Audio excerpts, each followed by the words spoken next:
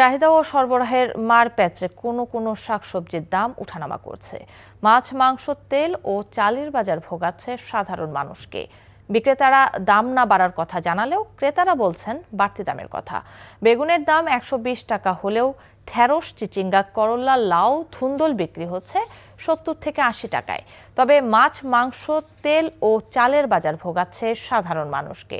প্রতি কেজি সোনালী মুরগি ৪০ থেকে কমে ৩৬০ টাকায় এবং ব্রয়লার ২০ টাকা কমে ১৮০ টাকায় বিক্রি হচ্ছে।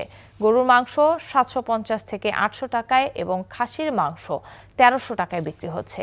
বাজারে মাছের সরবরাহ প্রচুর থাকলেও দাম কমেনি। দাম না বাড়লেও সয়াবিন তেলের সরবরাহ সংকট বলছেন বিক্রেতারা। মোটা চাল ৪৮ টাকা বিক্রি হলেও ভালো মানের চালের দাম ৭০ থেকে ৯০ টাকা পর্যন্ত বেড়েছে।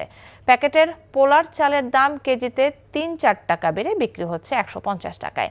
বাজারে দাম না কমায় অস্বস্তির কথা জানিয়েছেন ভোক্তারা।